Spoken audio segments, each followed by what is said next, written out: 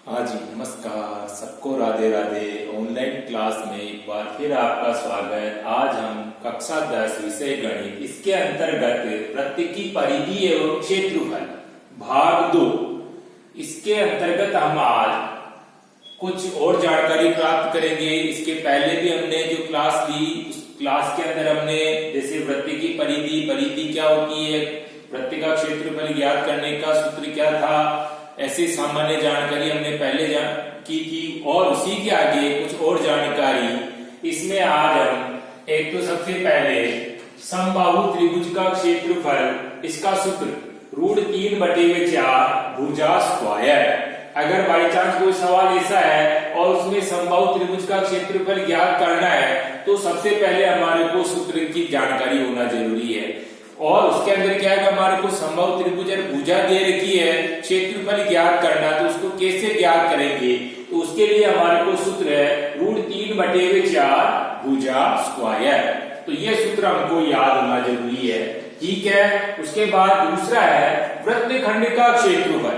अब वृत्तखंड का क्षेत्रफल, अब वृत्तखंड क्या होता है, जैसे ये एक कोई वृत्त है, इस वृत्त में क्या है कि जैसे जीवा के द्वारा, अब जीवा ये वृत्त की परिधि के ऊपर हमने क्या किया, दो बिंदु ले लिए और दो बिंदु इन दोनों को हमने ये मिला दिया, तो मिलाने वाला रेखाखंड इसमें क्या हो गया, ये जीवा हो गई, ये जीवा AB होगी, ठीक है, ये जीवा AB। यानी वृत्त की परिधि के ऊपर दो बिंदु और उन दोनों बिंदुओं को मिलाने वाला रेखाखंड वृत्त की जीवा हो गई। अब ये जीवा क्या करे, इस वृत्त को दो भागों में बांट रही, दो भाग हो गए ना, ऊपर वाला भाग और एक नीचे वाला भाग। अब ऊपर वाले भाग को आप देख रहे हो, ऊपर वाला भाग क्या हो रहा है, इसमें बड़ा भाग है और नीचे वाला भाग क्या है, इसमें छोटा भाग, ठीक है ना। तो ऊपर वाला जो भाग, वृत्तखंड भी दो तो भाग तो हो गए, लेकिन ये भी दो प्रकार के हो गए।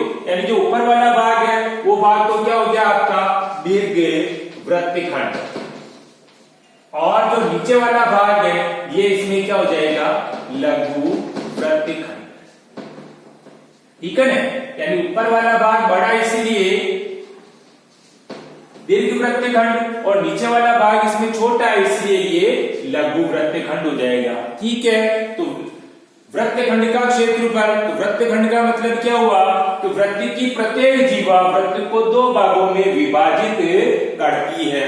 वृत्त की जीवा, ये जीवा हो गई और ये जीवा क्या करे, इसको दो भागों में बांट रही है, ठीक है। इनमें से प्रत्येक भाग को वृत्तखंड कहते हैं। ये जो भाग है ये भाग क्या कहलाते हैं, वृत्तखंड कहलाते हैं। बड़े भाग को दीर्घ वृत्तखंड व छोटे भाग को लघु वृत्तखंड कहते हैं, ठीक है। वृत्त की जीवा इस वृत्त को दो भागों में बांटती, ठीक है ना। अब जीवा वृत्त को दो भागों में बांट रही है, इसमें दो भाग, ऊपर वाला भाग और नीचे वाला भाग। ऊपर वाला भाग जो बड़ा है, बड़ा भाग ये तो हो गया आपका दीर्घ वृत्तखंड, और जो छोटा भाग है वो हो गया इसके अंदर लघु वृत्तखंड, ठीक है। अब उसके बाद में वृत्तखंड का क्षेत्रफल, अगर अपने को सवाल में वृत्तखंड का क्षेत्रफल ज्ञात कीजिए जबकि त्रिज्या बराबर और थीटा बराबर हमको दिया गया, तो आपको इसमें यह ध्यान में रखना है कि केवल वृत्तखंड लिख रखा, इसका मतलब वो आपको लघु वृत्तखंड के लिए बोल रहा है, ठीक है। यानी आप उसमें क्या करेंगे, लघु वृत्तखंड का क्षेत्रफल ज्ञात करना है, ठीक है। तो उसके लिए सूत्र क्या हो जाएगा, πr² थीटा बटे में 360 degree minus r²/2 sine theta. ये आपको सूत्र काम में लेना है, ठीक है। लघु वृत्तखंड या केवल वृत्तखंड है, इसका मतलब आपको ये सूत्र काम में लेना है, ठीक है। उसके बाद में दूसरा है दीर्घ वृत्तखंड का क्षेत्रफल।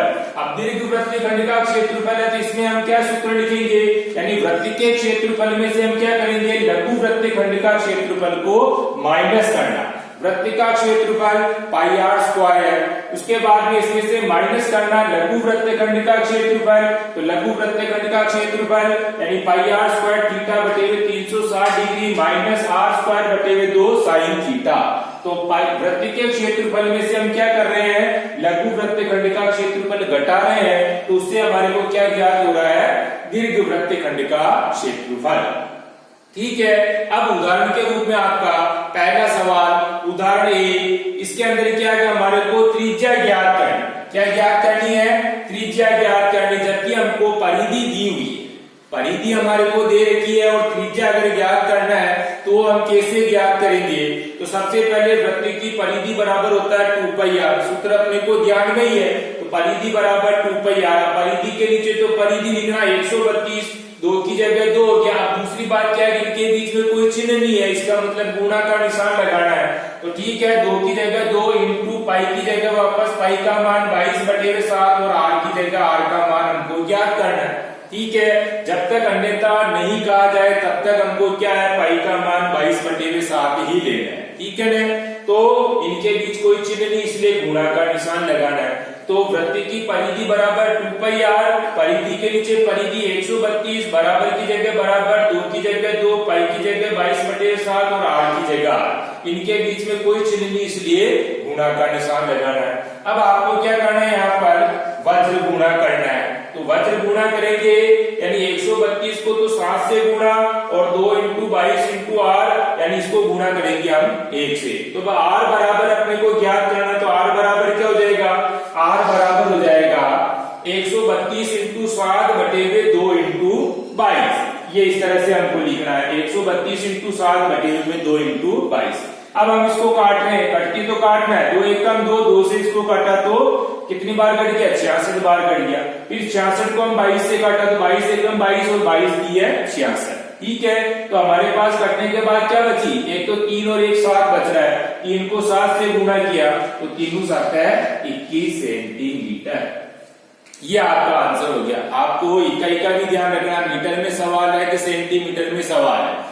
अभी अपन ने देखा था परिधि आपको सेंटीमीटर में दी गई है, तो आपको त्रिज्या भी वापस सेंटीमीटर में ही लिखना है। ठीक है, अब ऐसा कैसे हमको क्या करना है, HW में, HW के रूप में हमको उदाहरण नंबर पहले ही है, इसका दूसरा सवाल है, उसमें आपको क्या है, परिधि दी हुई है 176 सेंटीमीटर। ठीक है, और त्रिज्या बराबर हमको ज्ञात करनी है। तो सेम आपको क्या करना है, इसी तरीके से इसको हल करने की कोशिश करना है। आगे ध्यान में आपको परिधि के नीचे परिधि लिखना, 2 की जगह 2, पाई की जगह पाई और आर की जगह आर। फिर वापस वज्र गुणा करेंगे, इस तरह से हम क्या करेंगे, आर का मान ज्ञात करेंगे। आगे ध्यान में सेम आपको इसी तरीके से इसको हल करने की कोशिश करना है। ये आपका HW। दूसरा साथ में क्या है, जो आज अपन ने सूत्र लिखे हैं और उन सूत्रों को भी अपने को क्या करना है, याद करना है। आगे ध्यान में। ठीक है, धन्यवाद।